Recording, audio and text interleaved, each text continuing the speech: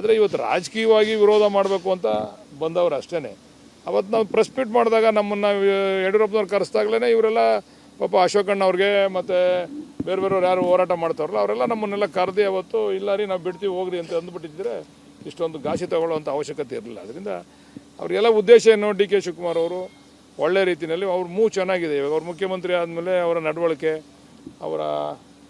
ಅವರು ಯಾವ ರೀತಿ ಈ ಅಭಿವೃದ್ಧಿಗೆ ಕರ್ನಾಟಕ ರಾಜ್ಯದ ಅಭಿವೃದ್ಧಿಗೆ ಸ್ಪಂದಿಸ್ತಾ ಇದ್ದಾರೆ ಅಂತಕ್ಕಂಥ ವಿಚಾರ. ಆಮೇಲೆ ಇದು ಮುಖ್ಯಮಂತ್ರಿಯಾಗಿ ಡಿ ಕೆ ಶಿವಕುಮಾರ್ ಅವರೇನು ಪ್ರಾರಂಭ ಮಾಡಿದ್ದಲ್ಲ, ಇದು ಕುಮಾರಸ್ವಾಮಿ ಪ್ರಾರಂಭ ಮಾಡಿದರು. ಬಟ್ ನಾವು ನಮ್ಮ ಸರ್ಕಾರ ಬಂದಮೇಲೆ ಇಲ್ಲ ಇದನ್ನು ಕೆಲವರೆಲ್ಲ ಬಂದು ರೈತರುಗಳು ರೆಡ್ ಝೋನ್ ತೆಗಿಬೇಕು, ಇಲ್ಲಾಂದ್ರೆ ನಮಗೆ ಪರಿಹಾರ ಕೊಟ್ಬಿಡಿ, ಇಲ್ಲಾಂದ್ರೆ ಏನಾದ್ರು ಮಾಡಿ ಅಂತ ಅಂದಾಗ ನಾವು ಇದಕ್ಕೆ ಮನಸ್ಸು ಮಾಡಿ ಹೊರಟು ಅಷ್ಟೇ. ಅವರು ಮುಖ್ಯಮಂತ್ರಿಯಾಗಿ ಇದಕ್ಕೆ ಚಾಲನೆ ಕೊಡಲಿಲ್ಲ, ಅವರು ಉಪಮುಖ್ಯಮಂತ್ರಿ ಆದಾಗಿಂದನೂ ಕೂಡ ಹಲವಾರು ರೈತರುಗಳ ಹತ್ರ ಚರ್ಚೆ ಮಾಡಿ ಚಾಲನೆ ಕೊಟ್ಟಿರ್ತಕ್ಕಂಥದ್ದು. ಈಗ ಬಿ ಜೆ ಪಿಯವರು ಇದ್ರ ಬಗ್ಗೆ ಬೇಕಾದ್ರೆ ವಿಜೇಂದ್ರ ಅವ್ರ ಜೊತೆ ನಾನು ಡಿಬೇಟ್ ಮಾಡ್ಲಿಕ್ಕೆ ರೆಡಿ ಇದ್ದೀನಿ. ಇದು ನಮ್ಮನ್ನು ಕರೆದಿದ್ರೆ ಇಲ್ವೋ ಕೇಳಿ, ಪ್ರಾಮಾಣಿಕವಾಗಿ ಅವರು ನಮ್ಗೆ ಈ ಮಾತನ್ನು ಹೇಳಿದ್ರೆ ಇಲ್ವೋ ಕೇಳಿ, ರುದ್ರೇಶ್ ಅವ್ರನ್ನ ಕೇಳಿ ನೀವು. ಈಗ ವಿರೋಧ ಮಾಡಬೇಕು, ಡಿ ಕೆ ಶಿವಕುಮಾರ್ ಅವ್ರನ್ನ ಅಣಿಬೇಕು ಅಂತಕ್ಕಂಥ ವಿಚಾರದಲ್ಲಿ ಅವ್ರು ಮಾಡ್ತಾ ಇದ್ದಾರೆ. ನೋಡೋಣ ಅದು ಯಾವ ರೀತಿ ಆಗ್ತದೆ ಅಂತ. ಟೌನ್ಶಿಪ್ ವ್ಯಾಪ್ತಿ ಜಾಗನೇ ಅವತ್ತು ಅವ್ರು ಪರಿಹಾರ ಕೊಟ್ಟಿದ್ದು 90 ಲಕ್ಷದಿಂದ 1 ಕೋಟಿ. ಎಷ್ಟು ವರ್ಷ ಆಗಿಲ್ಲ, ಕೇವಲ 3-4 ವರ್ಷ ಆಗಿದೆ ಅಷ್ಟೇ, 4-5 ವರ್ಷ ಆಗಿದೆ ಅಷ್ಟೇ.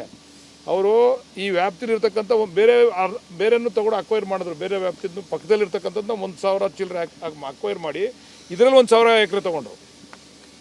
ಇದರಲ್ಲಿ 1,000 ಎಕರೆ ಇವತ್ತು ಯಾರು ಹಳ್ಳಾಳ ಸಂದರ್ಭದಲ್ಲಿ ರೈತರು ಹೋರಾಟ ಮಾಡ್ತಾರಲ್ಲ ಅವರೆಲ್ಲ 80 ಲಕ್ಷ 90 ಲಕ್ಷ ದುಡ್ಡು ತೊಗೊಂಡವರಲ್ಲಿ, ಅವರೆಲ್ಲ ಜನತಾದಳದ ಮುಖಂಡರುಗಳು.